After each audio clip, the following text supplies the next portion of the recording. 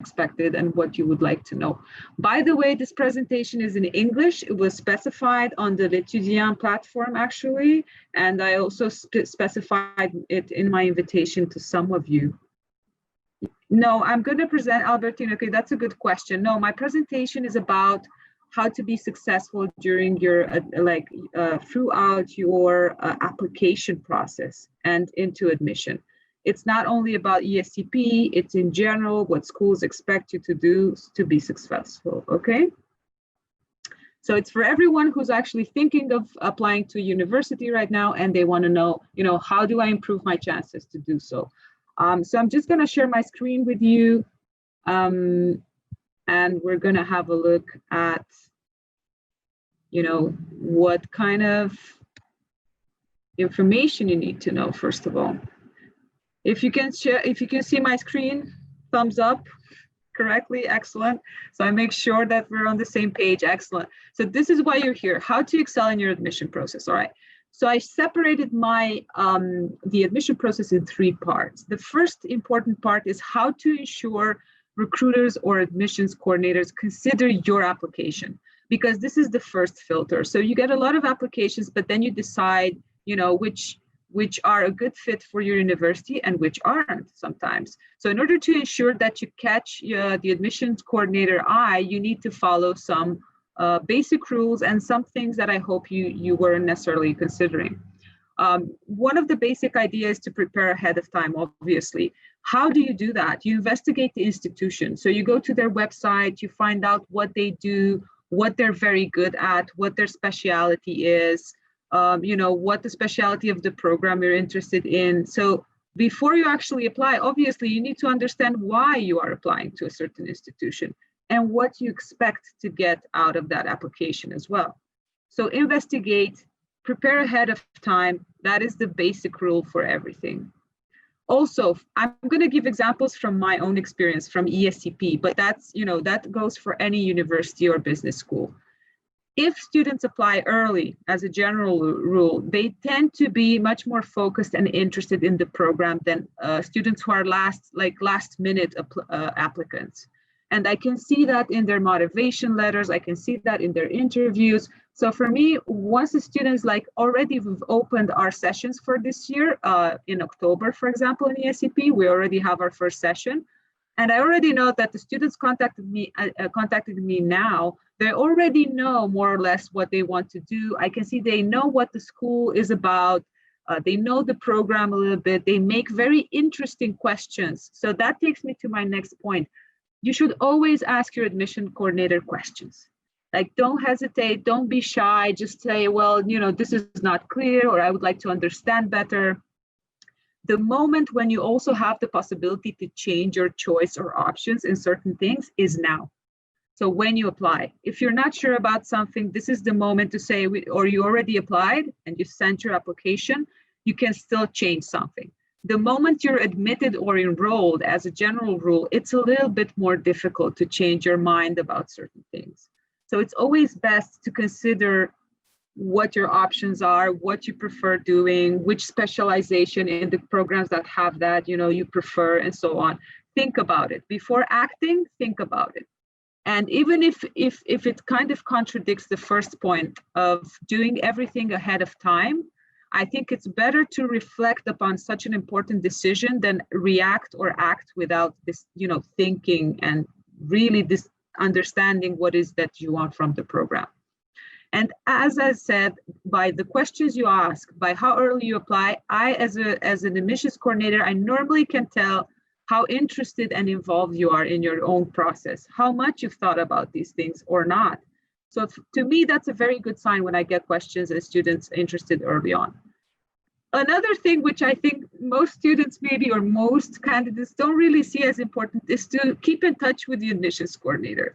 Sometimes I'm the one sending all the emails and the students or the candidates are just reacting to my emails instead of being proactive and sometimes saying, well, thank you for this, or I need more information on that. So it's always a good sign to be proactive. As I said, ask questions and keep in touch. The moment you've sent your application, ask okay, so it's been a few days. Do you think, I would like, I would like to confirm that I sent my application, even if it's double. If you have any doubts, in a polite way, always try to keep contact with your admission officer, just in case, without being pushy, obviously. I mean, not every day, but, give it a week to keep in touch, ask questions, be polite. The research the institution, I think, is very connected to prepare ahead of time. So that one I've already discussed. I'm not going to go again over it. What you should research for an institution is the rankings, how well they're received. These rankings are very important, especially for business schools, because they're like lists of all the schools in the world, and there are certain organizations that actually see how valuable the education is in consideration to certain criteria. So all the schools in the world, they get analyzed, but especially private and business schools, they get analyzed to see how satisfied the students are upon graduation, how interesting the curriculum and adapted to the workforce is, or how varied the curriculum is, what kind of teachers are teaching there, So the ranking point is actually something that students are not always very careful about, but parents are always extremely interested in. And I think that's an important point to also understand once you apply for an institution, because it may condition your future professional career and the ease to create the network or to meet the right people in your, in your area of interest. The next one is like etiquette. I think that the newer generations, you're most used to Instagram, like chatting, texting, which is very instantaneous, which is great, and less so to email communication, which is a different type of communication. We still mainly use in the process email communication. So be very careful on what you put in those emails. Always have an introduction and an end. Don't just use it as a texting application. It has happened to me a lot. I don't consider it significant for the student because it's more efficient to just say what you want. But I think it's always good to be polite, especially if you don't know really who's on the other end, and have an introduction in your email and the goodbye. And I think that's very important. And also double checking the text that you're sending. You have to give it some time and some attention if you really want to have a good opportunity, because this is your first impression. I will not see you in person, but I will read your messages, and I can already tell, I will already make an analysis a little bit of, if you're interested, how much you know, how you tend to communicate, if you took some time to write the email or you did it in a hurry. So all of these things might seem very superficial, but they're actually extremely important for the recruitment and admissions officer, because they do matter, honestly. And maybe because most of us are from a different generation, and for us, the texting type of writing messages is not very well seen or received, especially in this context. So this is like how you would make, just be polite, ask questions, investigate about the institution, be careful how you write your emails, and check for mistakes and errors. That's it. Very simple. I think these are very common sense things, and I think all of you probably already do all of this. So then the next step is like, okay, I sent my email, I sent my application. What next? How do I make sure that I get picked from all the applicants, that my application actually stands out? And for me, the most important thing is when I see the personality or motivation of the student. And I see that, they've been doing their homework, like in part one, what I've discussed, like they investigated, they know what the school is, what the program is a little bit. They show how they're personally invested in studying here and not anywhere. And they say, well, I love this because I have this personal experience, because my parents taught me this, because I've made a mistake and I've learned something from it. And this is, this is the type of environment I want to grow in. This is what I want to specialize in. So it shows a little bit of humility, first of all, which is another point on here. I don't think it's well received by any of the higher institutions if a student brags too much, or they're very like, I'm the best. When I see that all the time in a letter of motivation, it's like, I'm the best, I did the best, I'm the first. It's great that you are the first. That's great that you've gotten to that level. But I think humility and also learning experiences are what actually are, for me, a lot more interesting to see in motivation letters. and also qualities or projects or things you've done that actually make me see you as a great candidate for this kind of program or the other one. You know, you're passionate about, I don't know, about a certain area like the environment, let's say, and you're applying for a specific program in that. And you've maybe never had a real hands-on experience, but you've read things, or you've had friends, or you've seen a movie, or you've done something that is related to that.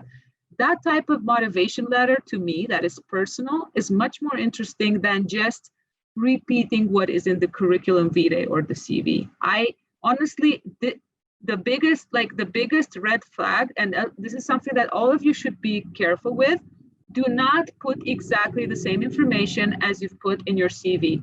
Just talk about, like, you can give more details, but do not repeat the information, because it's like, I can see your CV and I can see your motivation letter, and your motivation letter needs to be a little bit more personal and in depth. So that is something to take into consideration, okay? In the interviews that we have, and in general, the interview questions, for example, in our university, in our business school, they tend to be about your personality and motivation and values, and even going further to how you work in a team, for example. What kind of, you know, person you are, how do you find the solution to a certain situation? So it depends as well, because if you go to a university that is more theoretical, or if you go to an institution that is less practical, maybe, you know, they will ask you more specialized questions in the field. This varies a little bit in the interview part. Some universities don't even have an interview part, okay, just so you know. But for business schools, and I think for most schools nowadays, it is important to know what kind of motivation the student has, what their personality is like, how they react in certain situations. So the interview is not, it's not like, let's see why you had these grades and, you know, explain the theory, this and that. It's more about your way of thinking.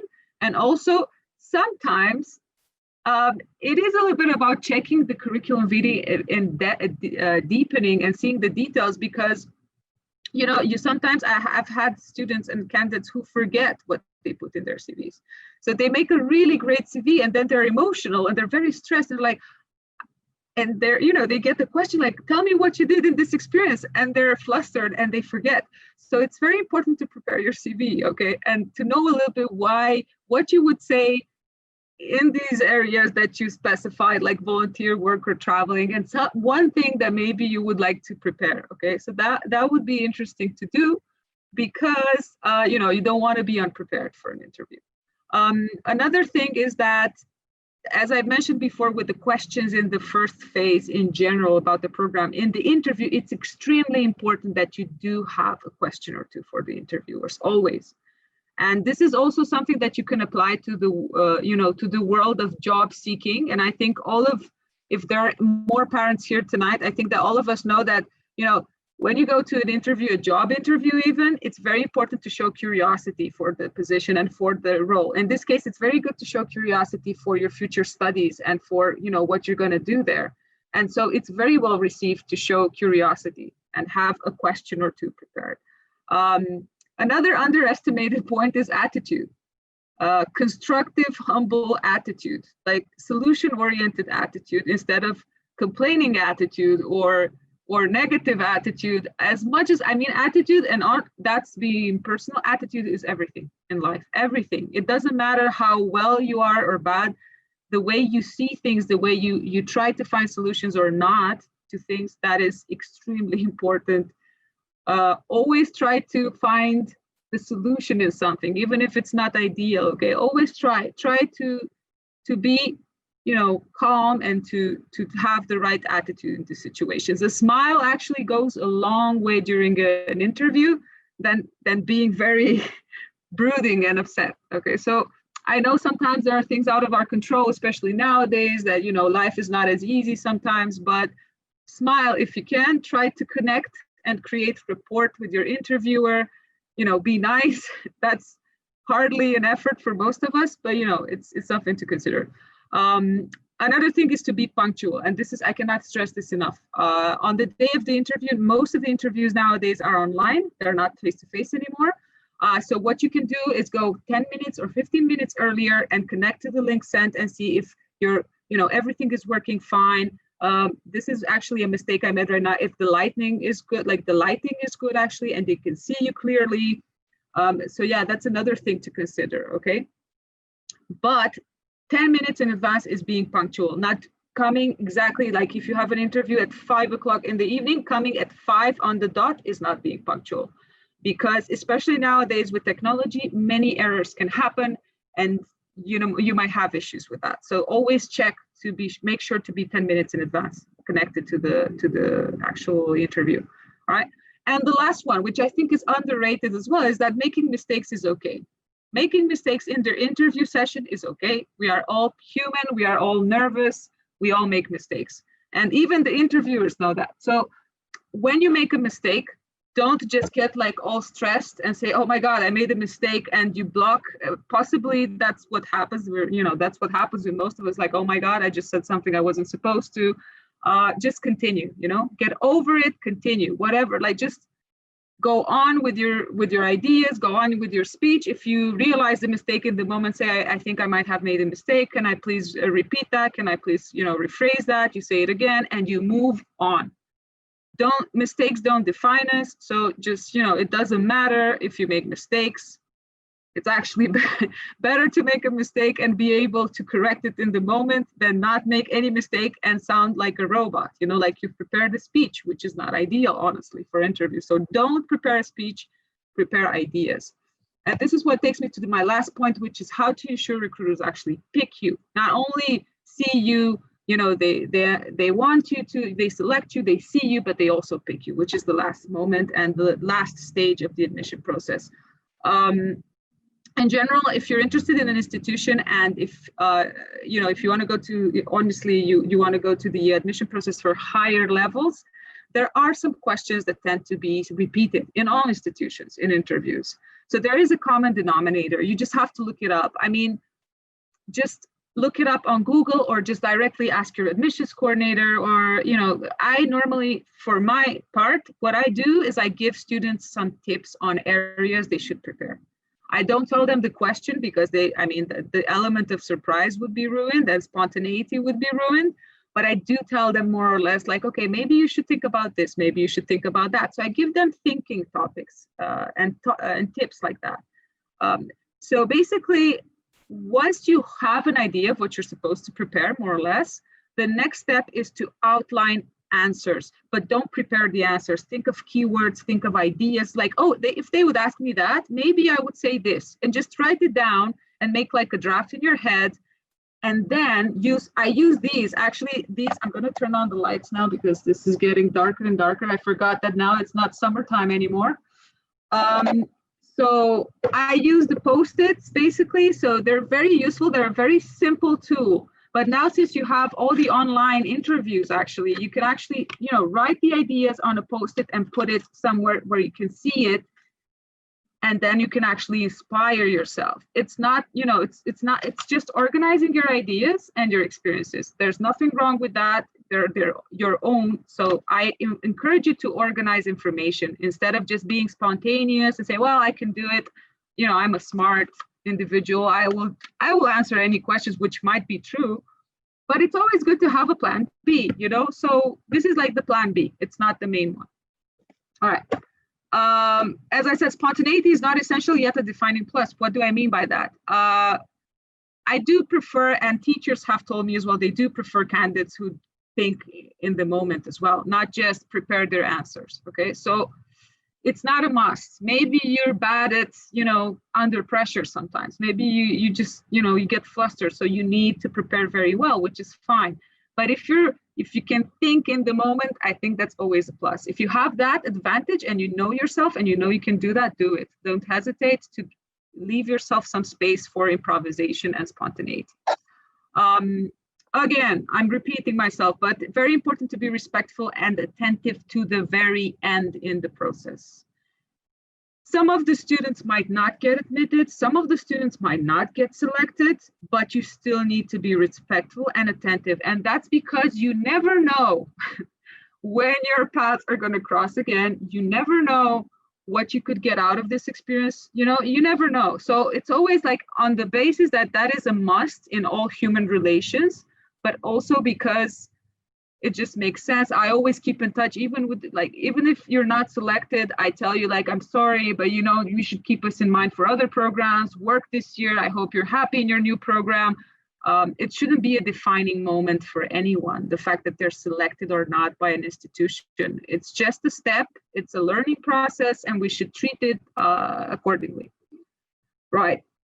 After the interview, it's always a good idea to write a thank you note or thank you. Like, as I said, I insist on this respectful part because I think it's very, it induces to confidence and trust between the admissions officer and the candidate. And these, like the last tips I have, are actually for online interviews. As I said, I didn't do one thing that actually is very important, which is to see my face clearly. This is a very important thing. So you have to check the lighting on the day that it works for you. Because we have such limited communication through the camera that you can only see the face of the candidate and their hands. So I advise you to use a little bit your hands as well. And you cannot see, you're missing out on a lot of body language cues as an interviewer. So you can't, what you as a candidate have is just this little square where you can actually transmit and communicate. So I advise you to use it to its fullest potential as best as you can. Also, in the background, the less the better, because I don't want to be distracted by 1,000 things happening in the background. So if you do not have, like, it's better, simple is best. As I said before, connect 10 minutes in advance, internet, microphone, internet is working properly. So there's no problem with your interview. And some students, actually, candidates ask me, so how should I dress for the interview? Because, it's the way you project yourself.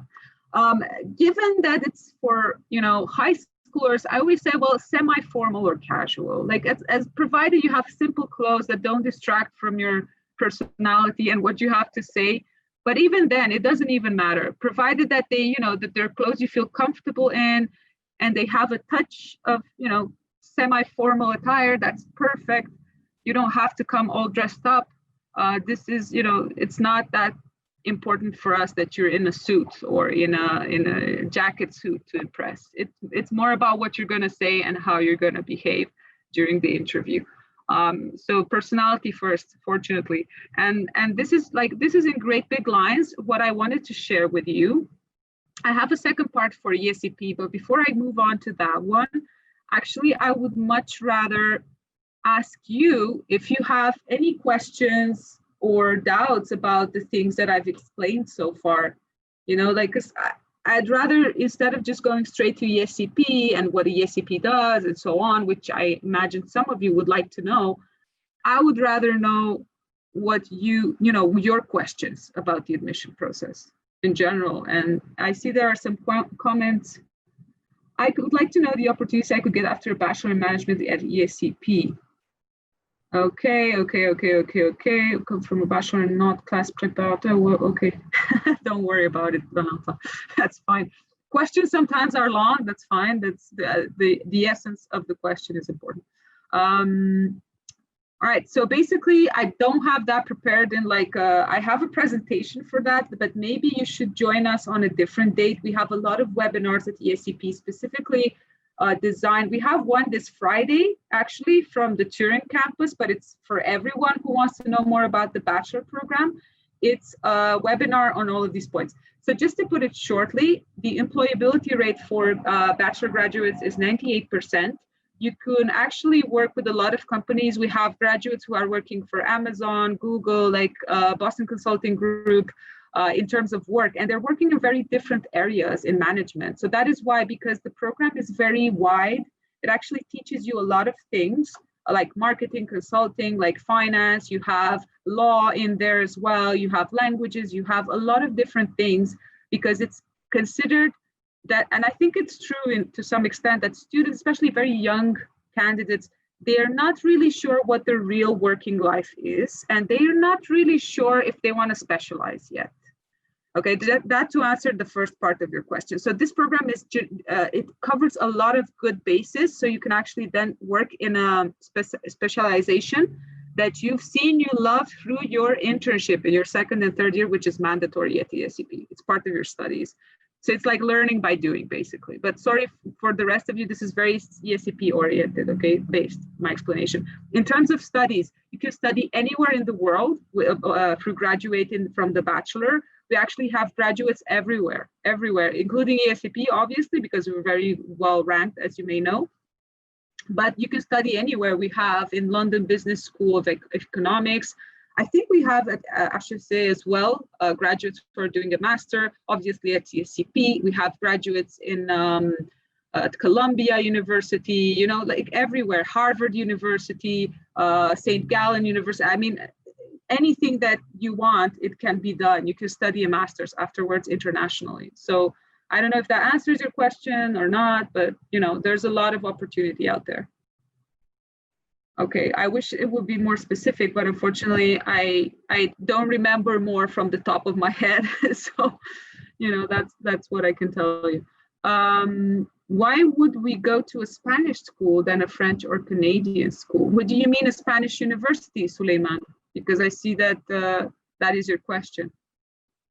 I don't know why you should go. That's a very good question. Why not? You should go to any school that you think is a great fit for you and your future, professional or studies, or I think that Spanish schools, it depends on which schools, you know, because you have the public schools, you have the private school, you have the business school.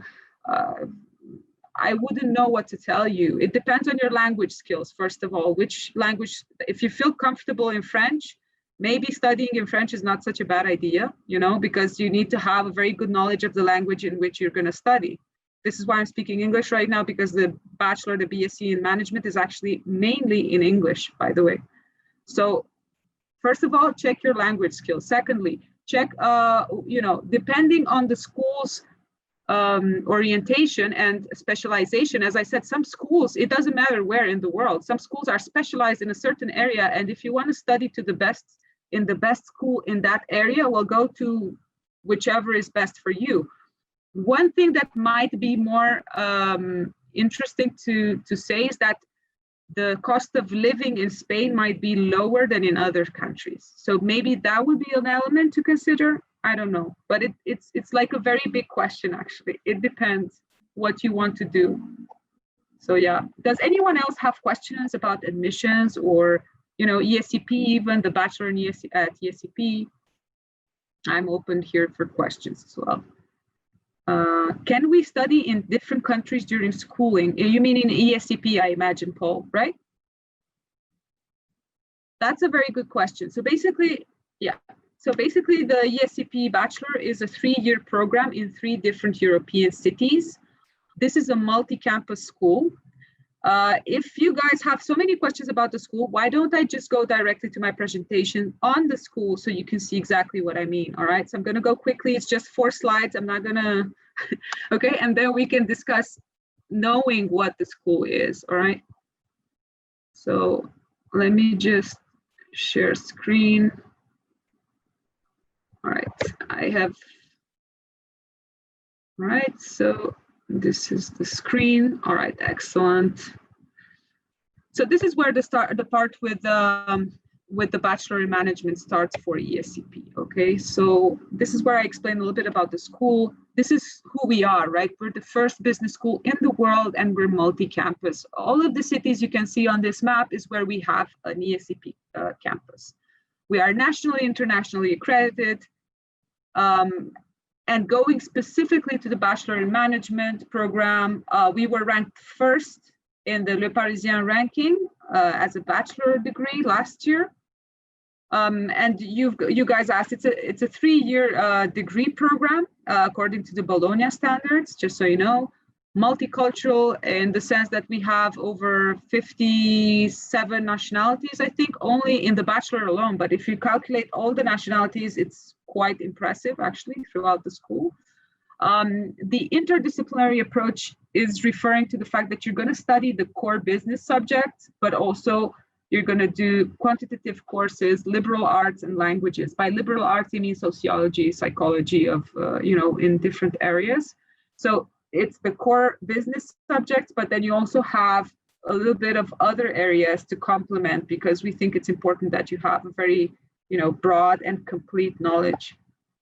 And also this program, I think that's why it's so appealing to to students who are very different in their profile, which I think is the strength of the program. They can be artists, they can be, interested in sports, or they can have a passion for fashion or sustainability, so we have very diverse profiles. And I think that's the interesting part of the program as well, because it attracts a lot of different individuals. The main language of the courses is English, but you also have to do some classes if you go to Paris in your second and third year in French. You also have Spanish in your second year in Madrid, and German if you go to Berlin.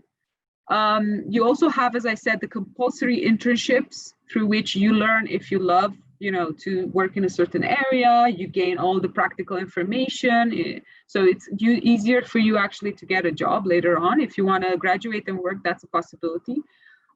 You have the personal development workshop, the social projects, you have teamwork. You actually have career fairs as well. You have a lot of things that prepare you for employability, which is one of the focuses of the program. It's targeted at high-profile students interested in top international careers. By high profile, I would like to specify on that, because I think it sounds a little bit misleading.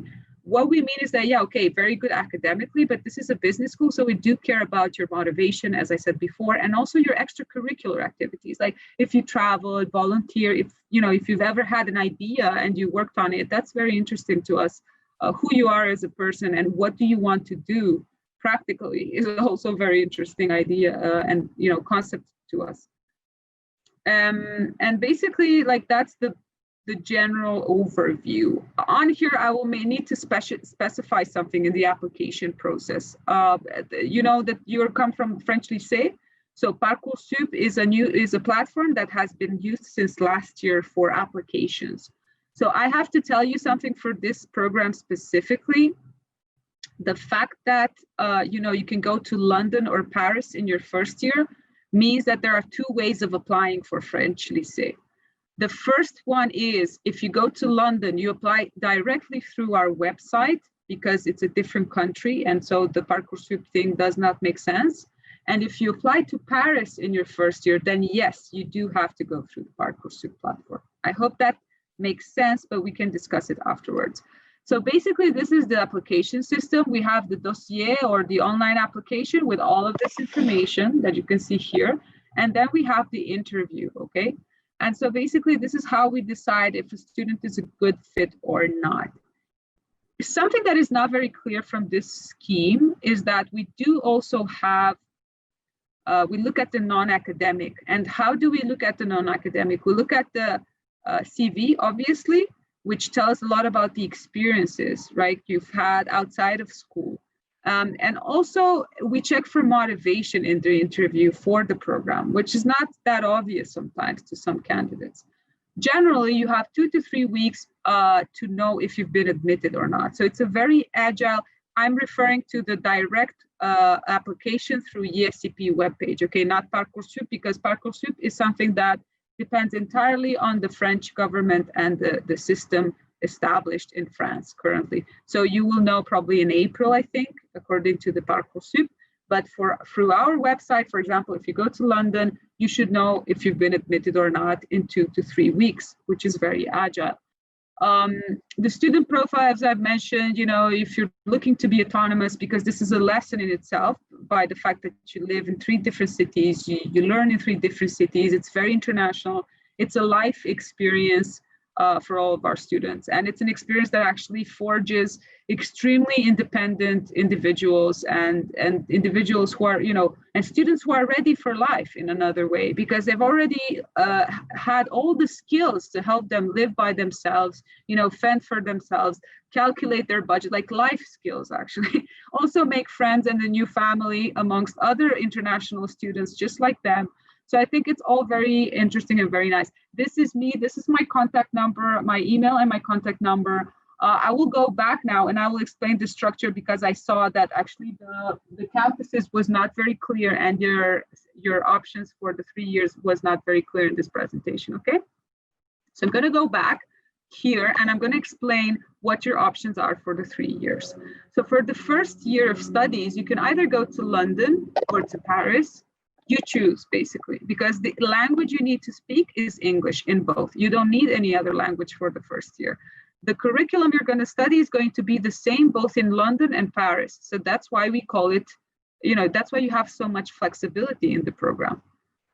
For the second year, you can go to Paris, Madrid, or Turin.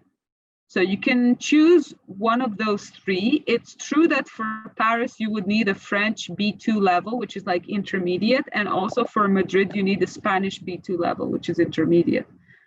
You will also be working on foreign languages throughout these 3 years, as I've mentioned, as part of your studies.